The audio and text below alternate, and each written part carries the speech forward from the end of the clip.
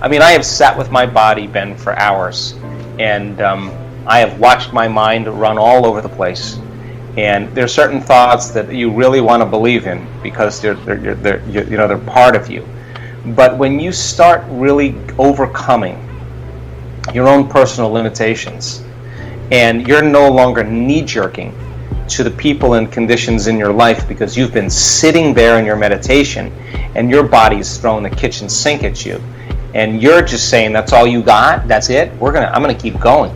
Sooner or later, when you break free from the chains of those habits and those emotions, and your body begins to liberate energy, we've measured this, and you start feeling joyful and free, and your heart starts to open, and you're in love with life, and you're moved, and this is a feeling that's not coming from anywhere outside of you, it's coming from within you.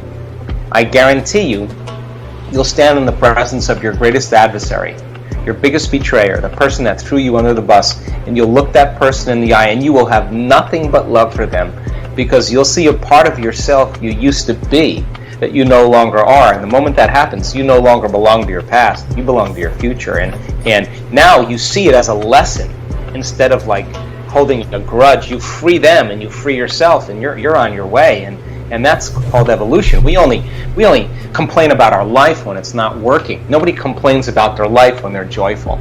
They just don't. You only complain about your life when you're angry or bitter or frustrated. So if a person starts working on regulating different states, then they'll say, God, I feel so great. I'm not going to lose this feeling because of that person. I'm just going to see them, wow, I used to be like that. I just totally get them. And now you're free. And I think that's the beginning of unconditional love. I always start my meditation by raising my energy. I always start with placing my attention in the center of my chest. Where you place your attention is where you place your energy. And then I start practicing slowing my breath down, and then I start cultivating an elevated emotion like gratitude or joy or freedom. I'm feeling really grateful to be alive. I mean, and I'm doing that without any reason. I'm just doing it because I want to. Just like people practice pretending being suffering all the time. Sure. It's the same thing. I'm just trading the chemicals of suffering. So then by doing that, then I start raising my body's energy. And then when I do that properly, then I'm ready to create. And so then my next step is to get beyond myself. And our research shows that if you take your attention off your body, you become nobody. If you take your attention off people in your life, you become no one. If you take your attention off the things you own, you're in nothing. If you take your attention off the place you have to go, you're in nowhere. If you take your attention off of time, you're in no time. That's the moment you become pure consciousness. That's the moment that you all of a sudden start connecting to that unified field or that quantum field that I talk about. So I go as deep as I can into that unified field, and I keep surrendering deeper and deeper into it, because the more I connect to it, the more whole I feel. And now I'm in the place where all things manifest from. So then from there, it just depends on what I want. I may change my energy and tune into the potential of a mystical experience, or I may create a new opportunity. I don't know, whatever it is I'm working on, or just whatever I choose to do it. And then I sustain that for a period of time, and then I surrender it to a greater mind, and get up ready to have my day be unusual and different. The mystical is just one realm. Mm-hmm. But look, I mean, I'm not the type of person that's going to ask you to talk about your childhood. I'm not the type of person that's going to ask you, to bring up issues from the past. I don't think it's as important. What's important is the emotion. Okay. So the emotion is the residue. It's the end product chemically of an experience. So if a person is living by the same emotion every single day, it means they're connected to their past, right?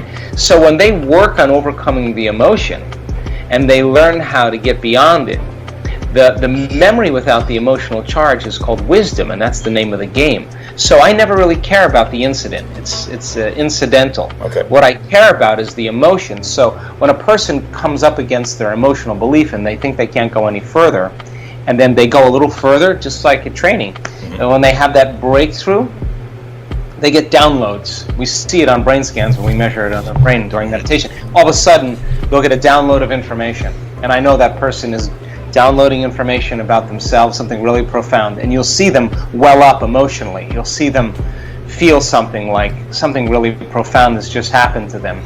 That, to me, is worth all the gold in the world, because that person in that moment is not only having an insight, they're getting an upgrade biologically. They're connecting to something, and the download is so profound.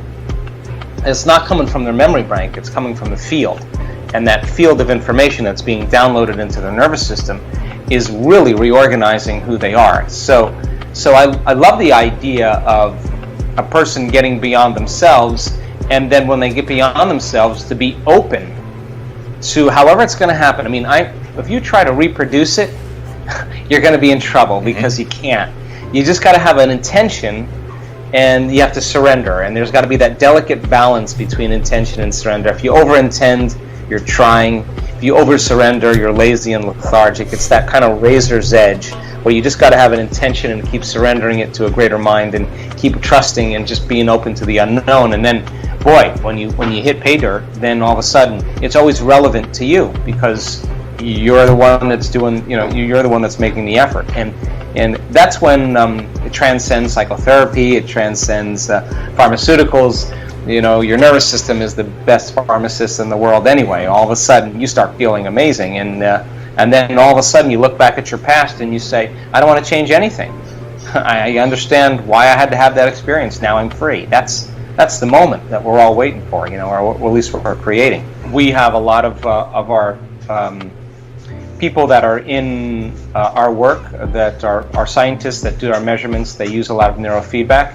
But you can ask those scientists when they see the type of brain changes that take place in a 4-day workshop in our events, they'll say, we've never, ever see the changes in neurofeedback as quickly as we see in some of the work that we're measuring. So ours is kind of like, I love the principles. I just think it's a little bit more of a shortcut to get there a little faster. So we do, for example, we do seated meditations, we do standing meditations, we do walking meditations, we do lying down meditations, and then doing it in all of those different positions, all of a sudden this person starts to become the very person they're focused on becoming, and that's the cool part. So when we see a person that can sustain gratitude or joy or freedom for an extended period of time, it's becoming a skill.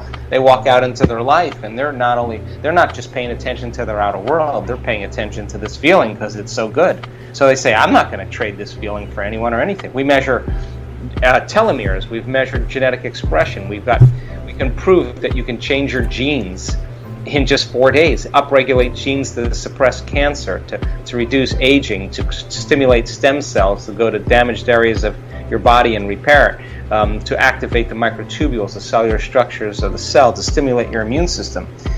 We were able to do that in 4 days, turn on new genes, to measure the immune system responses, neurotransmitters, energy in the room, energy around people's bodies, because all of this information shows people how powerful they really are. And that's kind of why I wrote Becoming Supernatural, because common people are doing the uncommon, and the measurements are off the chart, and everybody's starting to figure this out, and now people are becoming less reliant on things outside of them and more trusting of the resources that they have within them. I don't have a problem with you putting your attention on your body. I think you should. I think you should really take care of your temple and make sure that you treat it really well. But there's a time when you have to get beyond it, and if you can't get beyond it, then that's your identity. So I think that people come to this work for many different reasons. Some people come for health conditions or diseases. People come because they want a new life. People come because they want answers. But I don't really care what a person comes for, because ultimately when they start connecting, their values change, and they start feeling differently, and they change, and they still have a great body, and they still have a healthy body, but in addition to that, they have a healthy mind, so I think really a great start for people is to wake up in the morning and ask themselves a simple question: what is the greatest ideal of myself that I can be today? What is the greatest expression of myself? And really sit down and decide who they want to be when they open their eyes. And just the act of closing your eyes and thinking about it, and making choices differently than you typically do, and rehearsing them, and actually follow through and doing them, is going to lead you to a whole new life over time. So it's not that mystical, because the mystical is the side effect. It's the phenomenon of this work. The real thing is to have a more profoundly enriched life, where you're in it and you love it and you want more of it. That's what I want for everybody. And for some people it may be the mystical. For some people it may be $1 million or $10 million. I don't care. I just want them to create it. Right. Just whatever you want, just get busy creating it and prove to yourself really how powerful you are. And we got a lot of people doing it. I hope you enjoyed this amazing speech by Joe Dispenza. We'll continue with our daily challenge. Can you complete the inspiring quote and give us the right answer? If you can do it first, you're the daily winner. Many of you knew the right answer the last time, so congratulations to everyone with the correct answer. We were looking for 2 words, and the quote was Joe Dispenza's and goes like this. We don't perceive things the way they are, we perceive things the way. The correct answer was we are. So, we don't perceive things the way they are, we perceive things the way we are. Today we also have the quote that belongs to Joe Dispenza, and it goes like this. Whenever you say I am anything, you're commanding your mind and your body towards.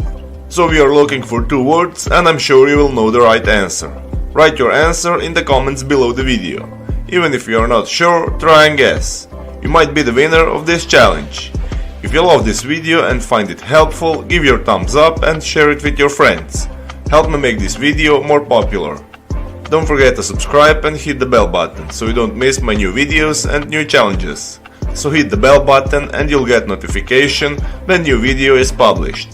If you really like what we do here and want to support us, you can join our channel and our community for a symbolic fee and gain many other additional features. You can do that by clicking the join button next to the subscribe button, or you can click on the link in the description of this video.